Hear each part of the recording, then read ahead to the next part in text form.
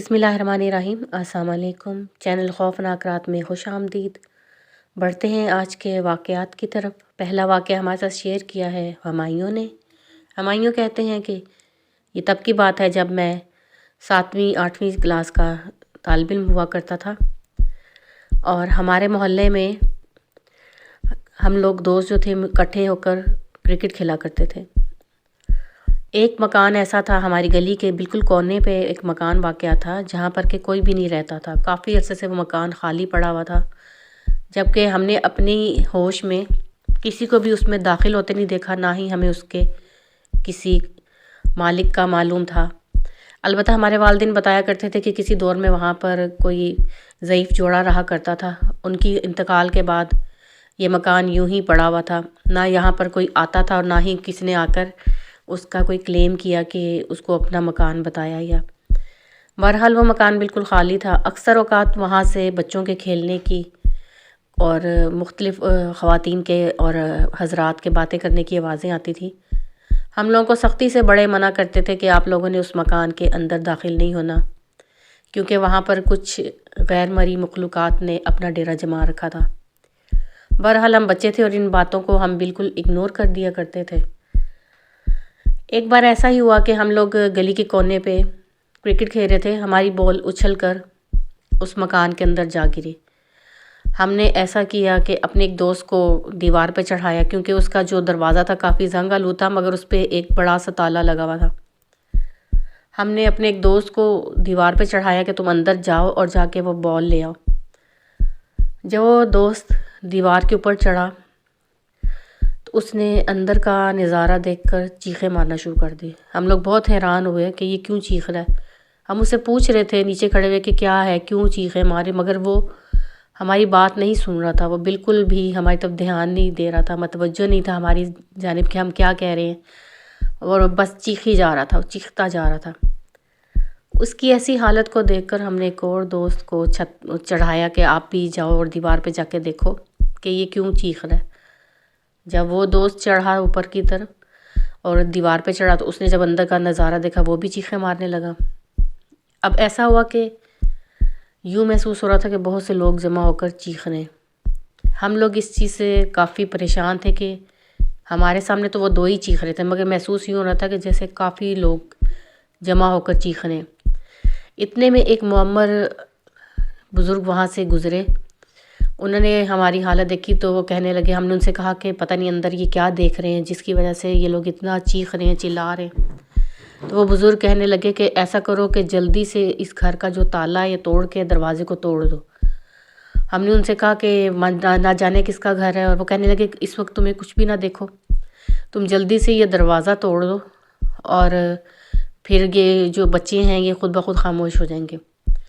بہرحال ہم نے کوشش کی اور کافی لڑکے جمع ہو کر ہم لوگوں نے اس دروازے کو توڑ دیے۔ جیسے ہی ہم نے دروازے کو توڑا، اندر کا منظر دیکھ کر ہماری رونگٹے کھڑے ہو گئے، کیونکہ ہمارے بالکل آنکھوں کے سامنے اس گھر کے صحن کے بالکل درمیان میں ایک عجیب سی مخلوق کھڑی تھی جو انسان کی طرح تھی، اور اس کے بدن پہ بہت بڑے بڑے بال تھے۔ نہ وہ انسان محسوس ہوتا تھا، نہ وہ بندر محسوس ہوتا تھا، نہ وہ کچھ معلوم نہیں ہو رہا تھا کہ وہ کیا مخلوق ہے۔ ہم نے بھی اس کو دیکھ کے چیخنا شروع کر دیا، اور تعجب کی بات یہ کہ وہ ہمیں دیکھ کر وہ اور بھی زیادہ چلانے کا، وہ بھی چیخیں مار رہا تھا۔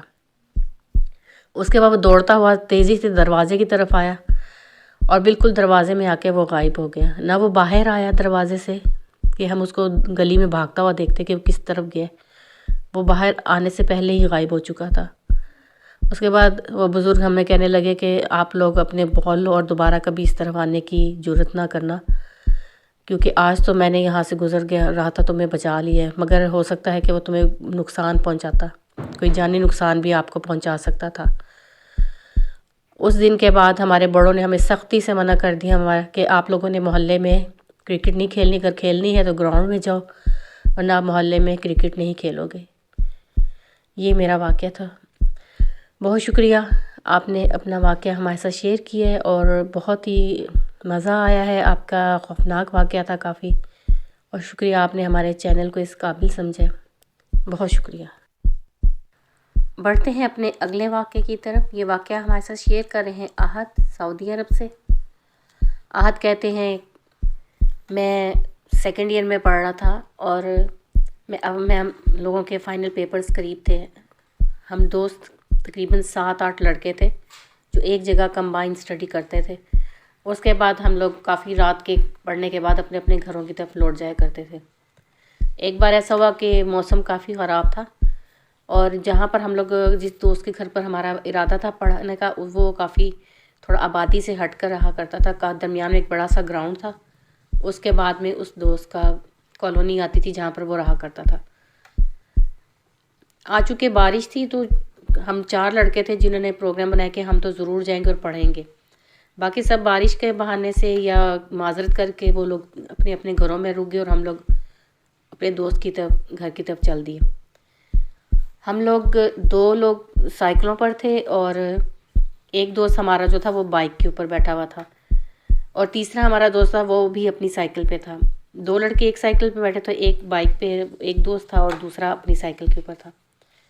ہم لوگوں نے اپنے دوست کے گھر پر کافی رات تک پڑھتے رہے اور اس کے بعد واپسی کا سفر اختیار کیا. جب ہم گراؤنڈ کے بالکل درمیان میں پہنچے تو ہم نے دیکھا ایک بوڑھی سی خاتون وہاں پر سڑک کے اوپر بیٹھی ہوئی ہیں. ہم لوگ بہت حیران ہوئے کہ رات کے اس پہر تقریباً 12:30-1 کا ٹائم ہو رہا تھا اور وہ وہاں پر بیٹھی ہوئی تھی بڑے آرام سے. تو ہم نے سوچا کہ شاید کوئی مصیبت کی ماری نہ ہو اور یہاں پر کسی مدد کی انتظار میں بیٹھی ہوئی ہوں. ہم نے ان سے کہا کہ اماں جی آپ کو کہاں پر جانا ہے؟ تو وہ کہنے لگی کہ بیٹا میرے بہو اور بیٹا نے مجھے اپنے گھر سے نکال دیے. میں پیدل اس کالونی سے چلتی ہوئی یہاں تک آئی ہوں اور پھر جس طرف ہم جا رہے تھے انہوں نے اس طرف اشارہ کیا کہ وہاں پر میرے بیٹی کا گھر ہے, میں اس کے گھر جانا چاہتی ہوں. یہ کہانی سن کر تو ہمارا دل پسیج گیا اور ہم نے سوچا کہ کس قدر مصیبت میں ہے یہ خاتون. وہ بالکل نحیف سی اور چھوٹی سے قد کی خاتون تھی جو کہ زمین پر بیٹھی ہوئی چھوٹا سے بچے کی طرح لگ رہی تھی. ہمیں ان پہ ترس آ گیا اور ہم نے اپنے دوست سے کہا کہ آپ ان کو اپنے ساتھ سائیکل پہ بٹھا لو. بہرحال ہم نے ان سے کہا کہ اماں جی آپ آئیں اور ہمارے ساتھ چلیں, ہم آپ کو اس کالونی میں چھوڑ دیتے ہیں.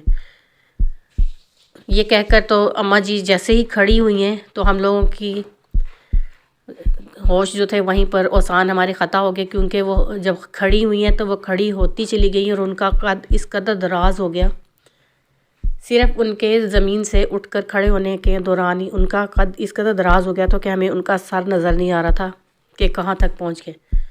پہلے تو ہماری ایسے اوسان خطا ہوا کہ ہمیں ہوش نہ رہا کہ ہم کیا کریں, مگر ایک دم ہمارے جیسے ہوش آیا اور ہم لوگوں نے دوڑ لگا دی. ہم سب نے وہاں پر ایک ساتھ ہی وہاں سے دوڑ لگا دی. ہم تو سائیکل پر تھے, جو ہم موٹر سائیکل پہ تھا وہ ہم سے زیادہ آگے نکل چکا ہوا تھا اور وہ خاتون جو تھی اس کے کہہ کے جو تھے وہ ہمیں کافی دور تک سنائی دیتے رہے اور وہ کہنے لگی کہ تم لوگوں کی قسمت اچھی تھی جو آج مجھ سے بچ گئے, ورنہ میں آج تم لوگوں کو یہاں سے زندہ نہ بچ کر جانے دیتی. ہم لوگ بڑی مشکل سے گرتے پڑتے گھر تک پہنچے اور اس کے بعد ہم نے یوں دیر رات تک کہیں بھی جانے سے توبہ کر لی. ہم اگر جاتے بھی تھے پڑھنے کے لیے تو شام سے پہلے ہم لوگ اپنے اپنے گھروں میں واپس آ جاتے تھے. یہ واقعہ آپ کے ساتھ شیئر کرنا تھا. بہت شکریہ. ایک مختصر سا اور بہت ہی سبق بھی تھا اس میں ان لوگوں کے لیے جو تنہا سفر کرتے ہیں یا ایسی جگہوں سے گزرتے ہیں جہاں ویرانہ ہوتا ہے اور ہر کسی پر یقین نہیں کر سکتے, ہم ہر کسی پر ہم اعتماد نہیں کر سکتے کیونکہ یہ مخلوق ہے کسی بھی روپ میں ہم سے ٹکرا جاتی ہے. اس لیے جب بھی گھر سے نکلیں آیت الکرسی پڑھ کر اپنے اوپر پھونک لیا کریں. اللہ تعالی ہم سب کا حامی و ناصر ہو. امید ہے یہ سٹوریز آپ کو پسند آئیں گی. اگر آپ کو ہماری آج کی سٹوریز پسند آتی تو آپ ہمارے چینل کو سبسکرائب کریں اور آپ بھی اپنی سٹوریز ہمارے ساتھ شیئر کر سکتے ہیں. آپ کمنٹ باکس میں اپنی سٹوریز ہمیں لکھ کر شیئر کر سکتے ہیں. اس کے علاوہ ہمارا واٹس ایپ نمبر بھی اسکرین پر آپ کو نظر آ رہا ہوگا, آپ اس پہ اپنی سٹوریز ہمیں شیئر کر سکتے ہیں. بہت شکریہ. پھر کسی نئی سٹوری کے ساتھ آپ کی خدمت میں حاضر ہوں گے. تب کے لیے اجازت دیں. اللہ حافظ. پاکستان زندہ باد.